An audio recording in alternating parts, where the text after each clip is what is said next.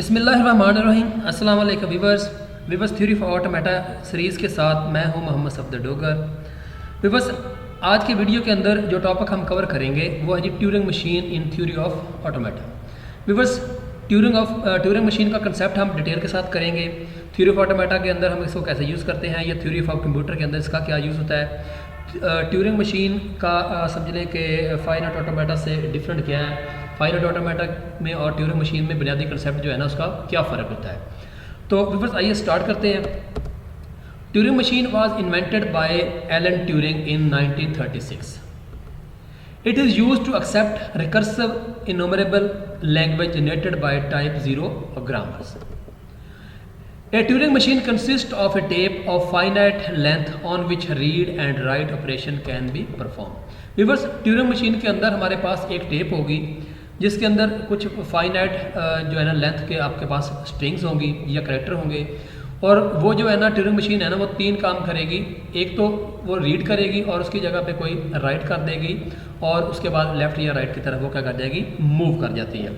अगर बस हम फाइनाइट ऑटोमेटा की बात करें तो उसके अंदर हम सिर्फ रीड करते थे और दूसरी स्टेट की तरफ मूव कर जाते थे, और वहाँ से अगर कोई लेटर हमने रीड करते थे तो वहाँ से किसी और स्टेट की तरफ हम मूव कर जाते थे।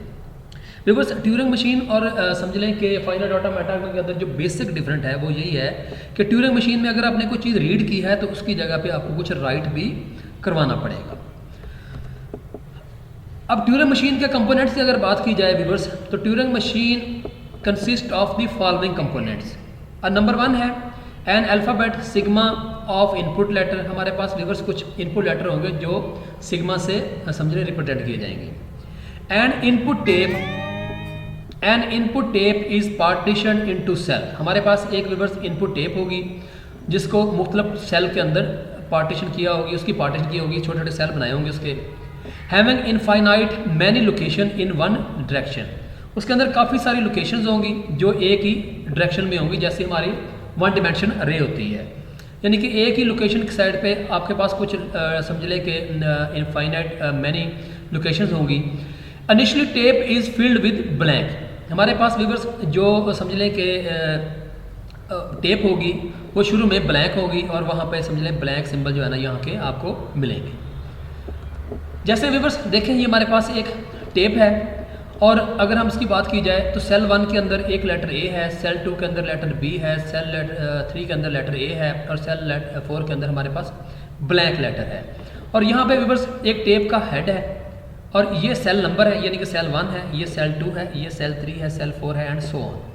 और व्यूअर्स ये वाला जो है ना आपका एक टेप हेड है, ये बता रहा है कि टेप हेड बता रहा है कि इस वक्त आप कहाँ पे वेरी कर रहे हैं या कौन सा लेटर आप रीड कर रहे हैं। A tape head can read and replace the character at any cell and afterward. यानी कि ये जो टेप हेड है ये किसी भी जगह पे किसी लेटर को रीड करेगा और उसको किसी करेक्टर की से रिप्लेस कर देगा, ऐसे यानी कि काम करता रहेगा।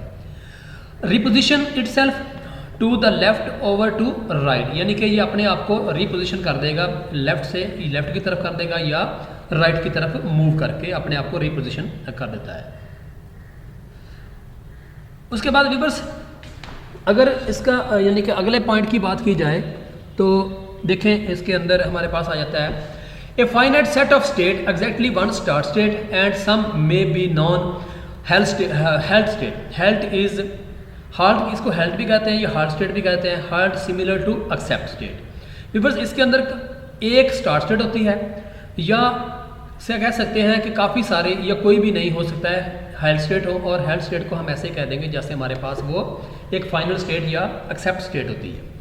A function which is set of rules which show that which state is to be entered when a letter is read from the tape। यानी कि इसके अंदर फंक्शन क्या होता है, इन विच सेट ऑफ रूल्स, कुछ रूल्स होते हैं which show that which state is to be entered, यानी कि आप किस स्टेट के अंदर एंटर हो रहे हैं। when a letter is read, जब आप कोई लेटर रीड कर रहे हैं तो आप कौन सी स्टेट की तरफ एंटर हो जाते हैं।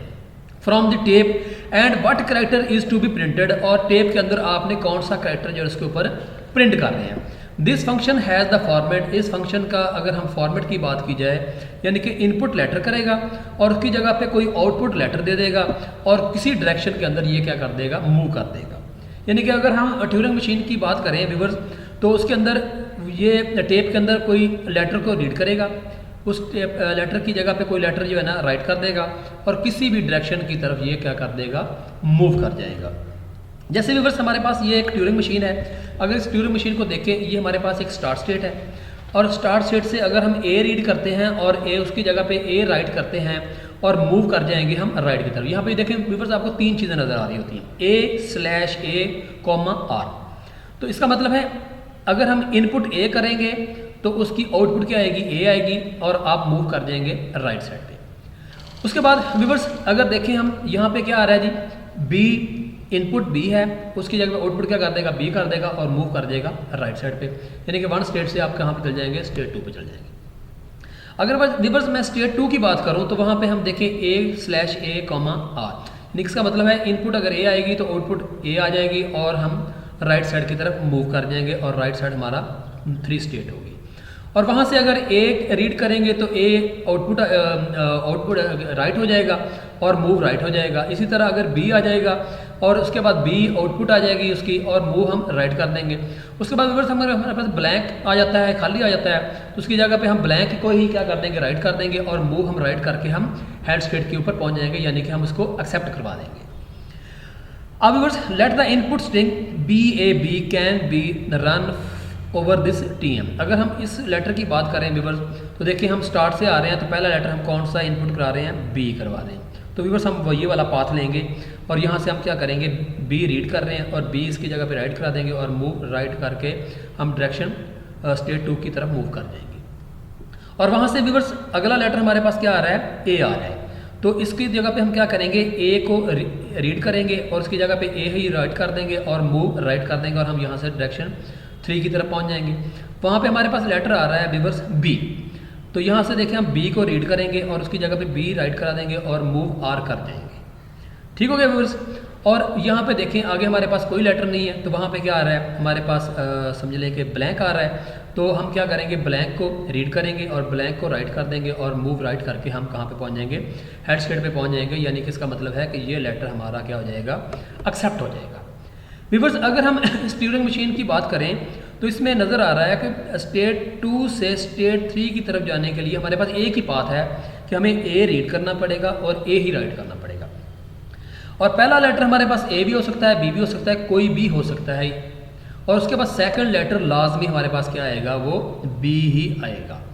और तो हम कह सकते हैं कि ये हमारे पास लेटर जो है ना BAB या AAB या BABB कोई भी लेटर जो है ना एक्सेप्टेबल होगा, लेकिन सेकंड लेटर लाजमी आपके पास कौन सा होना चाहिए, ए होना चाहिए।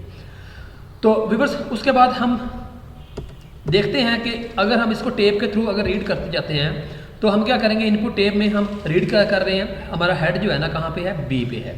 तो व्यूअर्स देखें, starting from the start state reading B from the tape and according to the Turing machine program B will be printed, यानी कि हम B को रीड करेंगे और B यहाँ पे प्रिंट हो जाएगा। B will be replaced by B और B की जगह पे B रिप्लेस हो जाएगा and the tape head will be moved 1 cell to the right, यानी कि सेल जो है ना आपका हेड जो है ना यहाँ से मूव करके यहाँ पे आ जाएगा। तो नेक्स्ट स्लाइड में देखें तो आपको ट्यूरिंग टेप जो है ना इस हालत में मिल जाएगी, ये देखिए। और this process can be expressed as, और आपका जो है ना वो क्या हो जाएगा, आपने B रीड किया और B को राइट करा के आप वन पोजीशन से सेकंड पोजीशन पे आ जाएंगे। अब हमारा जो टेप हेड है ना वो कहाँ पे A है, यानी कि हम A को रीड कर रहे हैं। जब A को रीड करेंगे, A को यहाँ पे राइट करा के आपका जो है ना हेड जो है ना वो आगे की तरफ मूव कर जाएगा। तो ये देखिए बस यहाँ पे आपका हेड सेक्शन जो है ना वो मूव कर जाएगा। This process can be expressed as, यानी कि आपने अब A को रीड किया तो A को राइट करा के अब आप आ जाएंगे B पे।